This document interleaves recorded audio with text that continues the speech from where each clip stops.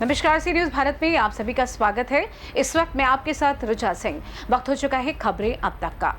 आज हम आपके लिए लेकर आए हैं वो सारी बड़ी खबरें जो सिर्फ सुर्खियां नहीं बल्कि सवाल भी हैं। सवाल समाज से, सिस्टम से और कहीं ना कहीं हम सबसे भी। आज हम जिन मुद्दों पर आपसे बात करने वाले हैं उनमें शामिल हैं वो शातिर ठग जिसने नकली देश बनाकर खोला दूतावास, उपराष्ट्रपति की कुर्सी पर उठता सियासी धुआं, इबादत गाह में होती सियासत की बैठकें, और अंत में बात करेंगे एक दिव्यांग की चुप चीख की जो सिस्टम की संवेदनहीनता पर भारी पड़ गई। लेकिन उससे पहले कि हम इन खबरों को विस्तार से समझें, आइए एक नजर डाल लेते हैं इस वक्त की हेडलाइंस पर। पीएम मोदी ब्रिटेन के लिए रवाना, दोनों देशों के बीच फ्री ट्रेड डील पर होंगे हस्ताक्षर। अलकायदा मॉड्यूल का भंडाफोड़, दिल्ली, नोएडा और गुजरात से 4 संदिग्ध आतंकी गिरफ्तार। खुद को देशभक्त कहने वाले भग गए, ऑपरेशन सिंदूर चर्चा पर बोले राहुल गांधी। सीएम योगी ने मानसरोवर मंदिर में किया रुद्राभिषेक, लोक मंगल की कामना। पहले वोटर सरकार ही चुनते थे, लेकिन अब सरकार मतदाताओं को चुन रही, एसआईआर पर बोले तेजस्वी।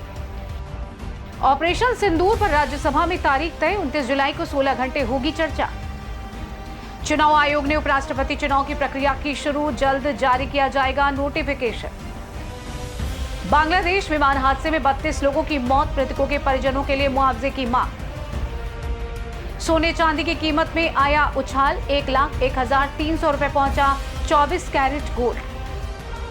भारतीय बाजार में लौटा निवेशकों का भरोसा, सेंसेक्स 539 अंक चढ़ा, निफ्टी 25,200 के पार। तो चलिए अब शुरू करते हैं खबरों का सिलसिला और बात करते हैं अपनी पहली खबर के बारे में। फर्जी कॉल सेंटर, नकली इंटरव्यू और जॉब के नाम पर ठगी तो आपने कई बार सुनी होगी, लेकिन क्या आपने कभी ये सोचा है कि कोई व्यक्ति फर्जी दूतावास ही खोल ले, और वो भी उन देशों के नाम पर जो इस धरती पर है ही नहीं। जी हाँ, ये बिल्कुल सच है और ये कारनामा हुआ है गाजियाबाद में, जहां एक फर्जी इंटरनेशनल एम्बेसी चलाकर ठगी का ऐसा ताना बाना बुना गया कि सुरक्षा एजेंसियां तक हैरान रह गई। यूपी एसटीएफ ने नोएडा यूनिट के जरिए एक ऐसा खुलासा किया जिसने न सिर्फ सुरक्षा एजेंसियों बल्कि विदेश मंत्रालय तक को चौंका दिया है। आपको बता दें कि गाजियाबाद के कबीरनगर में एक किराए की कोठी में एक फर्जी दूतावास चल रहा था, जिसे एक ऐसा शख्स चला रहा था जो खुद को उन देशों का एम्बेसडर बताता था जो दुनिया के नक्शे कदम पर मौजूद ही नहीं। यूपी एसटीएफ की छापेमारी में इस फर्जी दूतावास से 44 लाख से ज्यादा कैश मिला, विदेशी मुद्रा, 12 फर्जी diplomatic passport, diplomatic number plate से सजी 4 लग्जरी गाड़ियां और कई फर्जी दस्तावेज। मकसद था खुद को अंतर्राष्ट्रीय डिप्लोमेटिक अधिकारी बताकर देश विदेश में ठगी करना। इस पूरे खेल का मास्टरमाइंड है हर्षवर्धन जैन। ये खुद को राजदूत बताता था, यानी एम्बेसडर। एसटीएफ ने अब इस जगह पर छापा मारा तो अंदर से मिला एक पूरा नकली दूतावास। वहीं विदेशी झंडे लगे थे, फर्जी पासपोर्ट रखे थे, नकली दस्तावेज थे और 44 लाख से ज्यादा नकद भी मिला। इतना ही नहीं, हर्षवर्धन ने प्रधानमंत्री मोदी, पूर्व राष्ट्रपति एपीजे अब्दुल कलाम और कुछ विदेशी नेताओं के साथ अपनी झूठी फोटो बनाकर उन लोगों को दिखाया था ताकि लोग उसे बड़ा और असरदार समझें। उसका मकसद था लोगों को धोखा देना और उनसे नौकरी या विदेश भेजने के नाम पर पैसे वसूलना। वो प्राइवेट कंपनियों को झूठे वादे करता था, वो उन्हें विदेशी कनेक्शन दिला सकता है, साथ ही हवाला और विदेशी पैसे का भी गैरकानूनी काम कर रहा था, यानी नौकरी, विदेश और व्यापार, हर मोर्चे पर ठगी का जाल बिछा रखा था। आपको बता दें, पहली बार नहीं है जब हर्षवर्धन का नाम सामने आया। दरअसल साल 2011 में भी उस पर गैर कानूनी सैटेलाइट फोन रखने का केस दर्ज हुआ था। इतना ही नहीं, उसके संपर्क चंद्रास्वामी और अंतरराष्ट्रीय हथियार डीलर अदनान खगोशी जैसे विवादित लोगों से भी रहे। अब एसटीएफ ये पता लगा रही है कि हर्षवर्धन ने किन लोगों और कंपनियों से पैसे लिए और इस ठगी के खेल में और कौन कौन शामिल है। जांच एजेंसियों को शक है कि इसका नेटवर्क भारत से बाहर भी फैला हो सकता है। देखा जाए तो गाजियाबाद में फर्जी दूतावास चलाकर ठगी की ये कहानी जितनी चौंकाने वाली है उतनी ही खतरनाक भी। सवाल सिर्फ एक आरोपी का नहीं है, सवाल ये भी है कि क्या इस तरीके का नेटवर्क किसी बड़ी साजिश का हिस्सा है। एसटीएफ फिलहाल पूछताछ में जुटी है और आने वाले दिनों में और भी बड़े खुलासे हो सकते हैं। खैर, हम बढ़ते हैं अपनी अगली रिपोर्ट की ओर।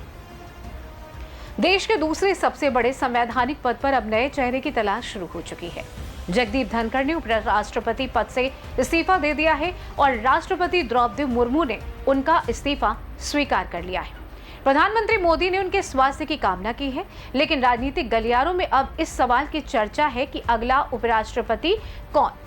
क्या ये चुनाव सिर्फ एक संवैधानिक प्रक्रिया भरा होगा या इसके पीछे भी 2025 के बिहार विधानसभा चुनाव की सियासत छुपी है? आपको बता दें कि संविधान के अनुच्छेद 68 के मुताबिक नए उपराष्ट्रपति का चुनाव अगले 6 महीने में यानी सितंबर 2025 तक कराना जरूरी है। ये समय बिहार विधानसभा चुनाव के पहल का है, इसलिए ये तय माना जा रहा है कि सत्ताधारी बीजेपी इस नियुक्ति को चुनावी रणनीति के तौर पर इस्तेमाल करना चाहेगी।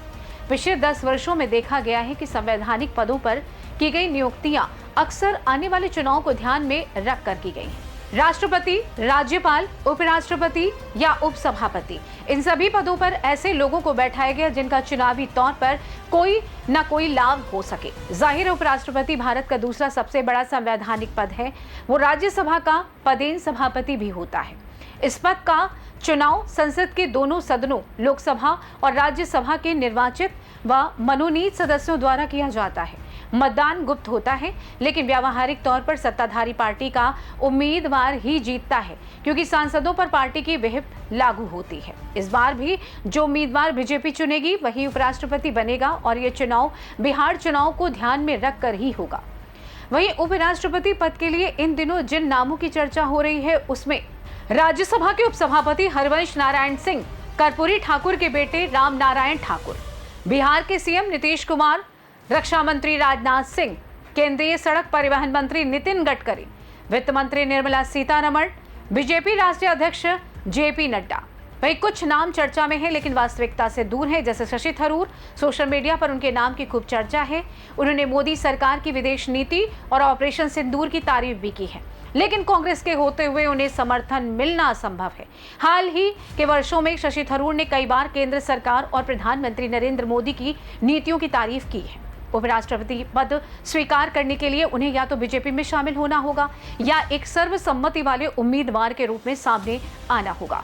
हालांकि बीजेपी कभी भी थरूर जैसे व्यक्तित्व को इतनी महत्वपूर्ण पोस्ट के लिए चुनेगी, इसमें संदेह ही है।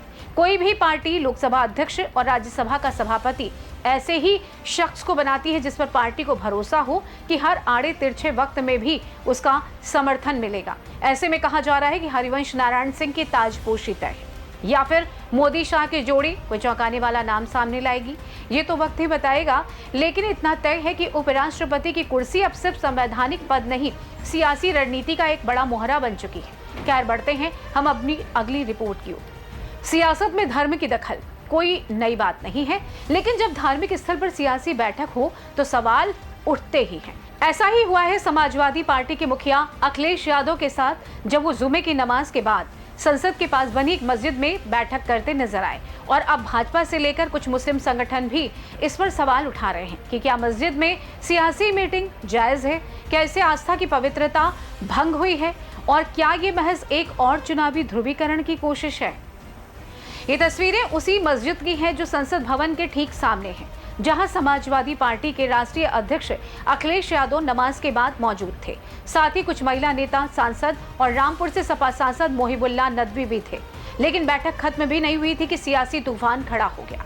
भाजपा ने इस पर सीधे हमला बोलते हुए इसे मस्जिद जिहाद और मुस्लिम तुष्टीकरण करार दे दिया।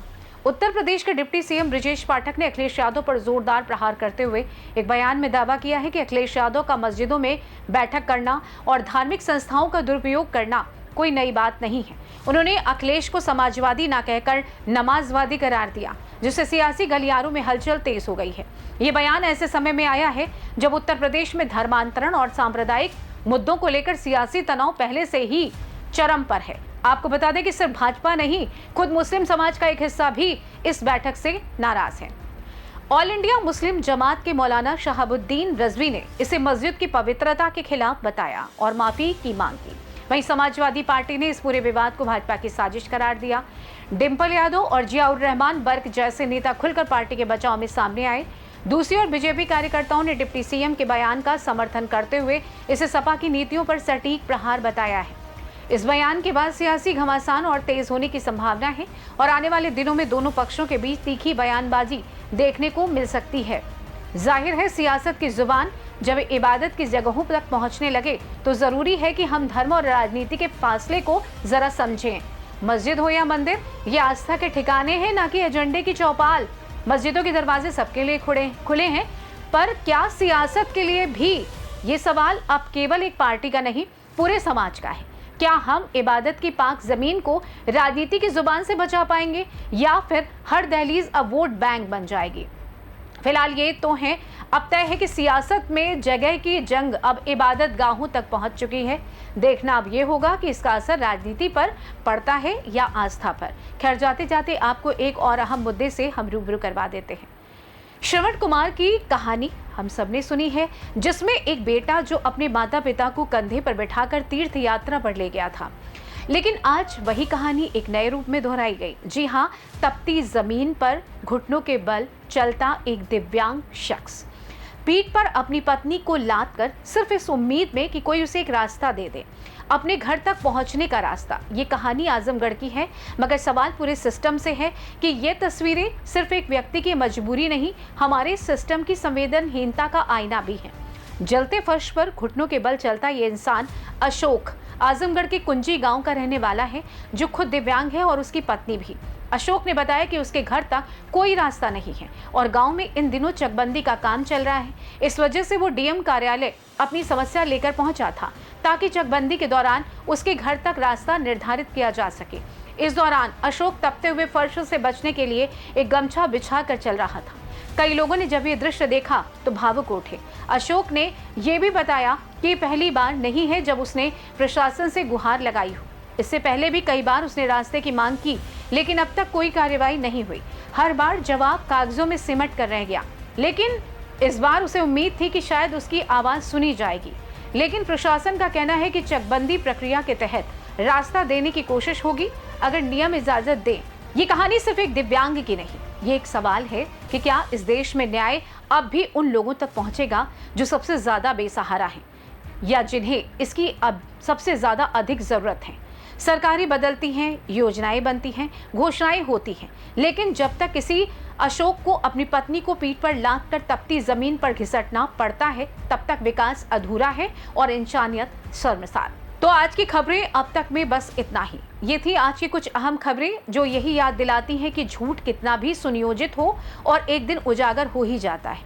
साथ ही संवैधानिक पद सिर्फ शोपीस नहीं, रणनीति का मोहरा बन चुके हैं और इबादत गाहें अब राजनीति की चौपाइयां बनती जा रही हैं। और विकास तब तक अधूरा है जब तक एक दिव्यांग को अपनी फरियाद घुटनों के बल लेकर चलनी पड़े। आपकी इन मुद्दों पर क्या राय है, हमें कमेंट करके जरूर बताइएगा। फिलहाल तब तक मुझे दे इजाजत, और कल फिर मिलेंगे कुछ नई खबरों और कुछ जरूरी सवालों के साथ। तब तक के लिए दीजिए अनुमति। नमस्कार।